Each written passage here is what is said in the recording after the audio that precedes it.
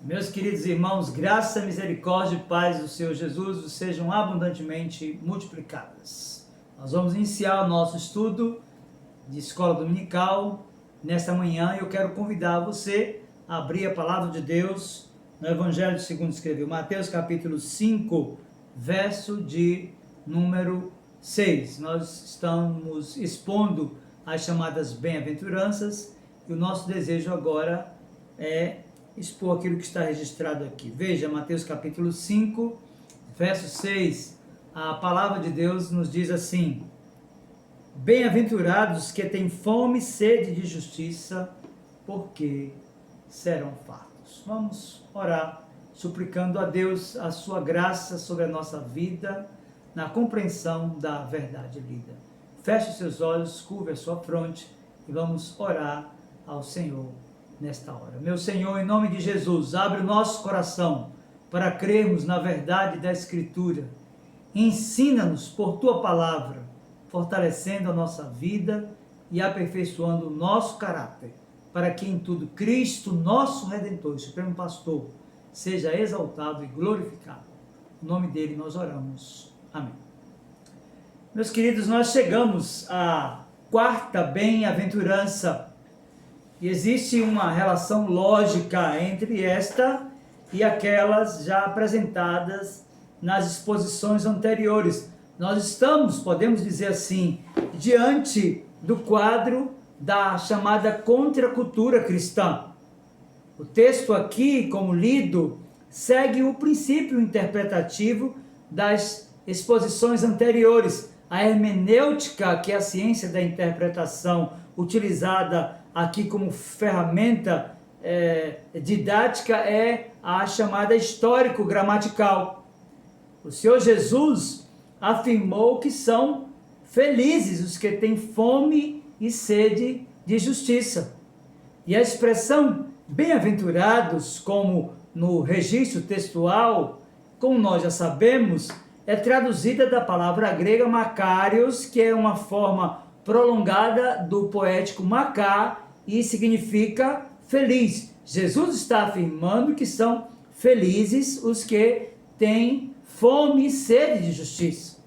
Eu acredito que o desafio do intérprete da Bíblia, o seu desafio, o meu desafio nesta bem-aventurança é identificar que tipo de justiça Cristo está tratando aqui com os seus discípulos.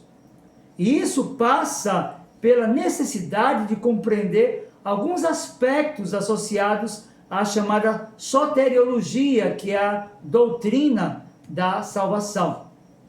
Para compreendermos melhor isso, nós vamos mergulhar em comentários de alguns teólogos. Por exemplo, o teólogo William Hendrickson, discorrendo sobre essa questão que envolve a justiça, tratada aqui nesta bem-aventurança, afirmou que esta justiça consiste em uma perfeita conformidade com a santa lei de Deus, ou seja, com a sua vontade. E afirma que é, antes de tudo, uma justiça por imputação. E para isso ele cita o livro do Gênesis, na experiência de Abraão, no capítulo 15, verso 6, quando o texto inspirado nos diz: ele, Abraão, creu em Deus e isso lhe foi imputado para justiça.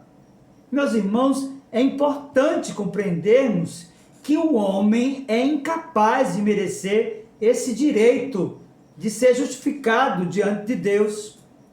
É importante que se diga que nenhuma soma de boas obras poderá expiar seu pecado. Nenhum tipo de purificação humana, seja cerimonial ou de outro tipo, pode lavar o seu pecado. Nenhuma soma de sacrifícios é capaz de extirpar a culpa humana. Meus irmãos, nenhum mero ser humano é capaz de fazer expiação pelo pecado de seu irmão. De fato, no tocante ao próprio homem, a situação é inteiramente e absolutamente sem remédio. Sua necessidade principal básica e irremediável é estar ele em perfeita harmonia com Deus. E este é também o alvo que ele jamais poderá atingir. Jó havia perguntado, está registrado no seu livro, lá no capítulo 9, versículo 2, como pode um homem ser justo para com Deus? Meus irmãos, não obstante a tudo isso, é evidente que em Mateus capítulo 5, versículo 6, Cristo se refere a uma justiça não meramente por imputação, mas também por comunicação.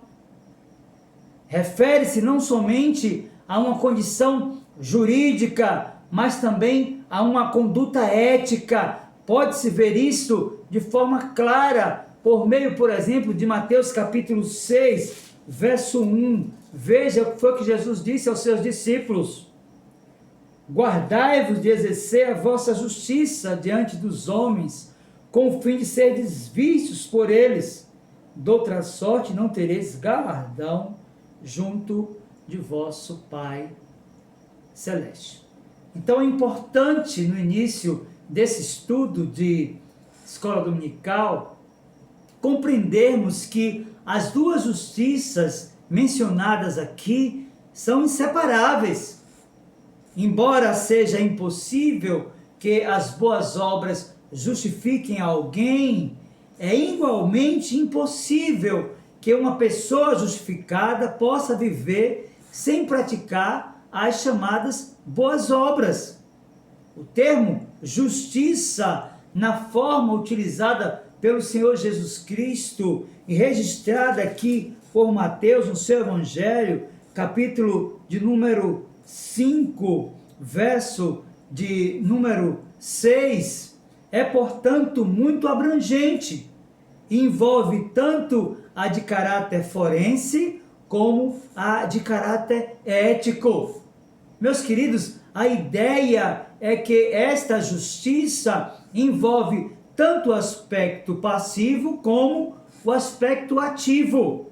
No passivo, o homem é objeto do amor de Cristo, que ele imputa a sua justiça, tornando esse homem justo aos seus próprios olhos.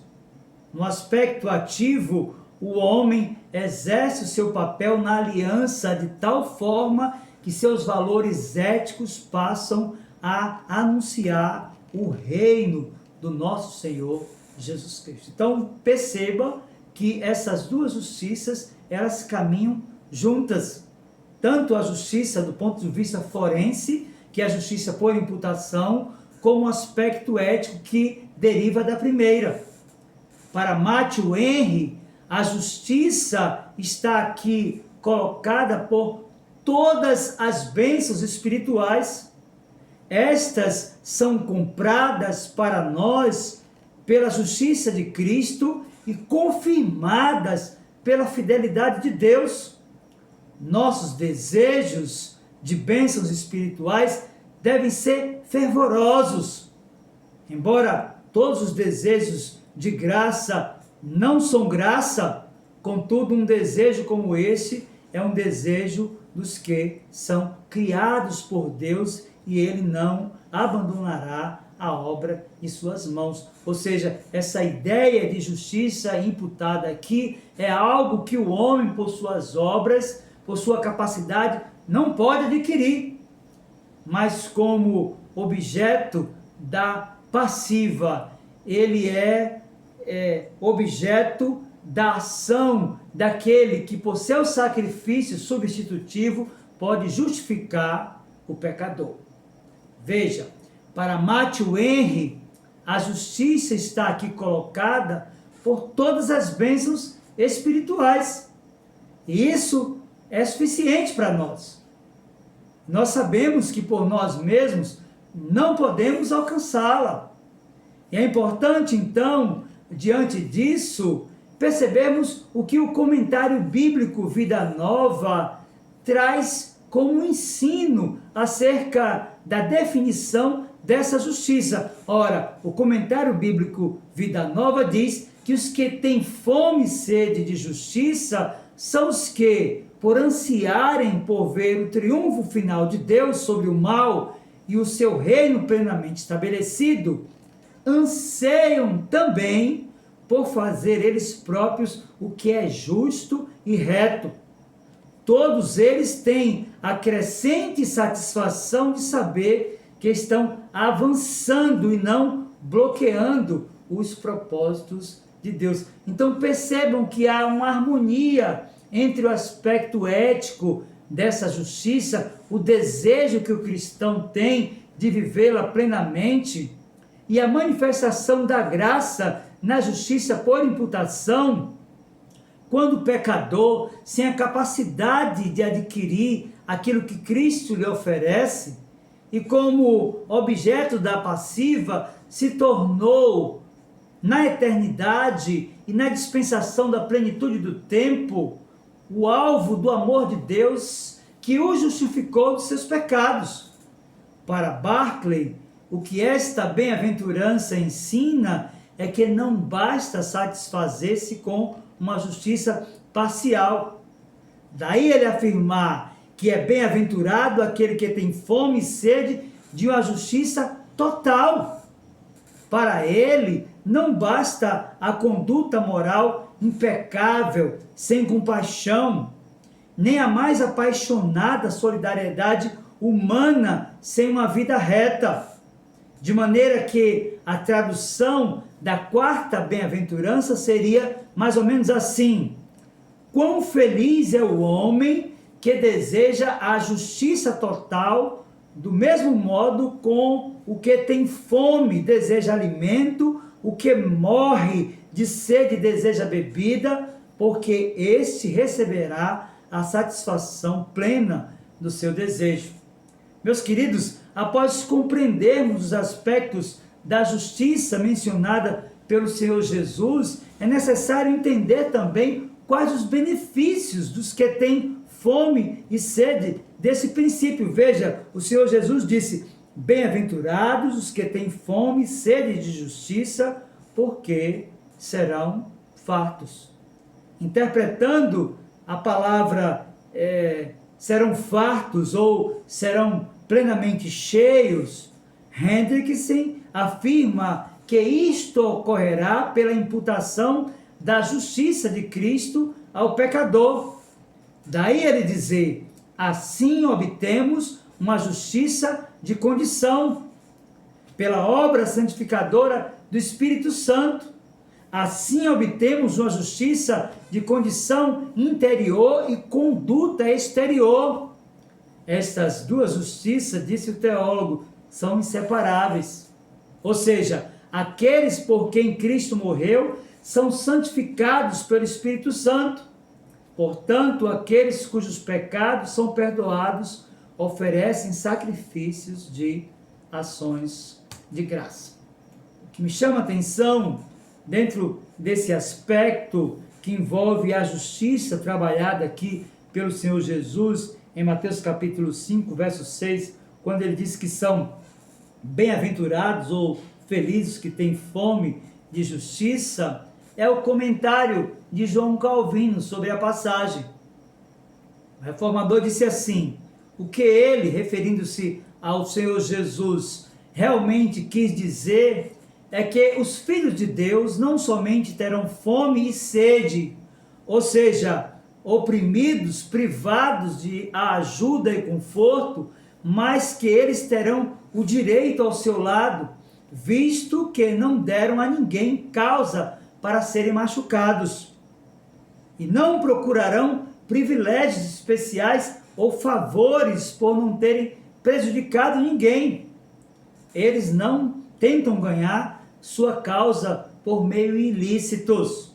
Tudo o que pedem é que sejam tratados com igualdade e que não sejam perseguidos sem causa.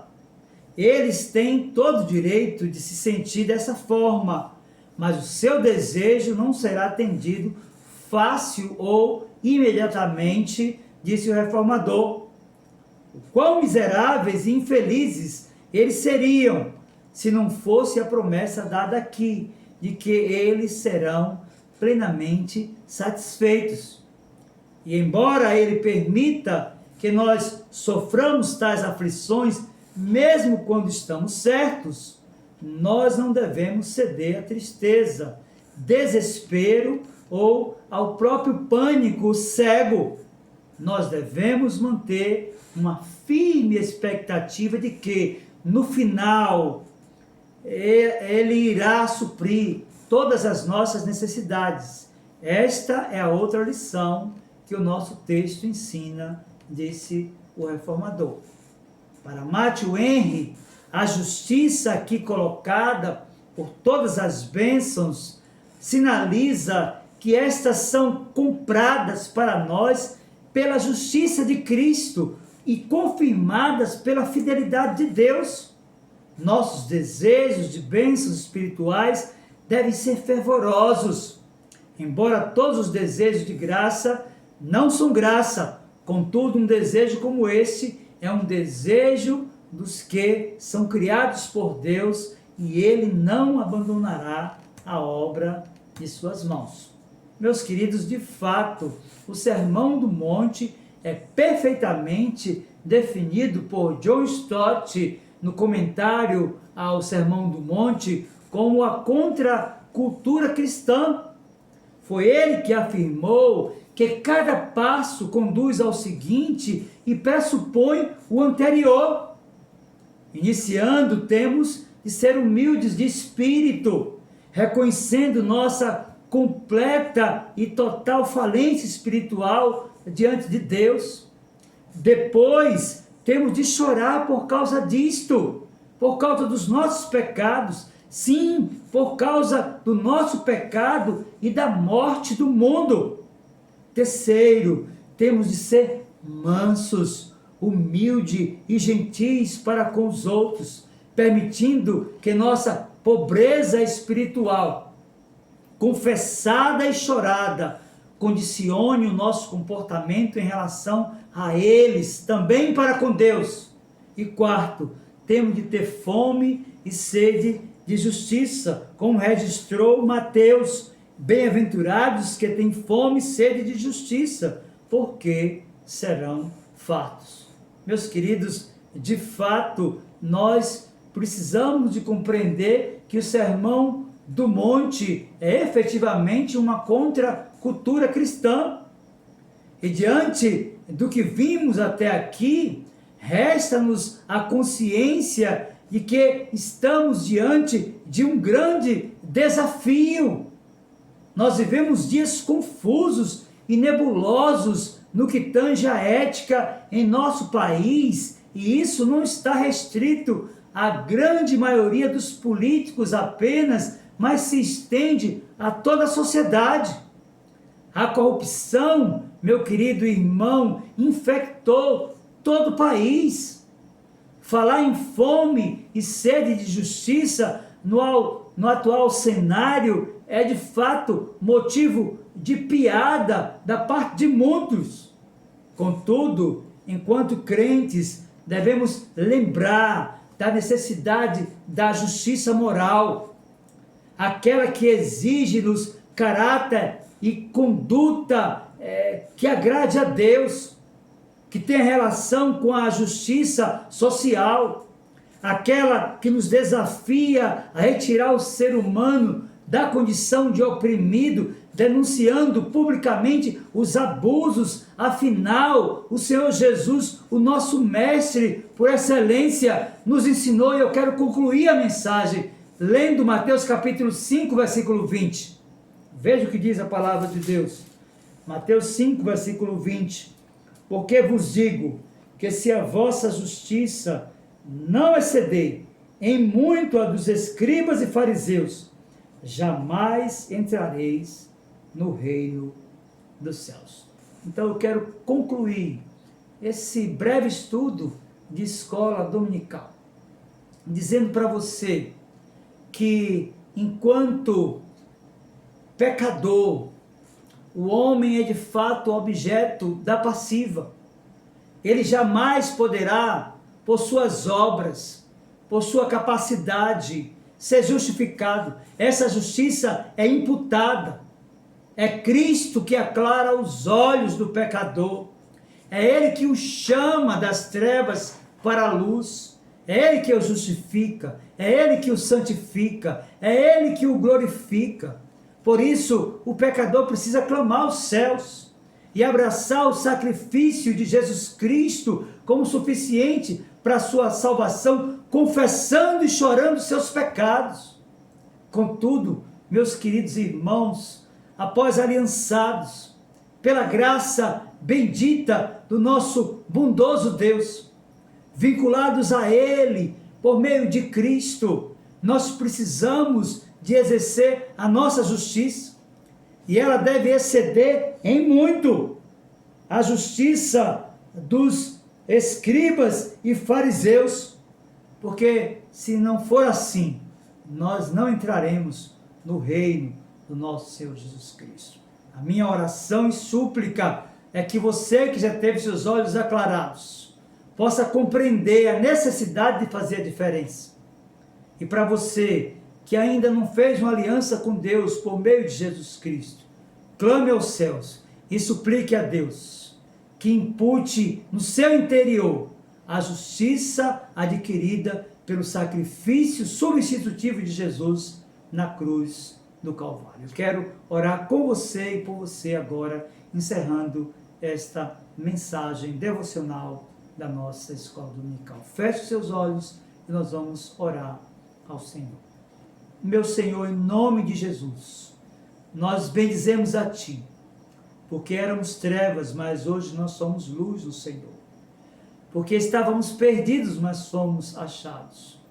Porque vivíamos como ovelhas que não têm pastor, mas o sumo pastor da nossa alma nos encontrou e nos justificou, imputando a sua própria justiça em nós. Ajuda-nos, Senhor, a exercermos o nosso papel na aliança, de tal forma que as nossas atitudes, que a nossa vida e os nossos valores promovam a glória do nosso Senhor Jesus Cristo.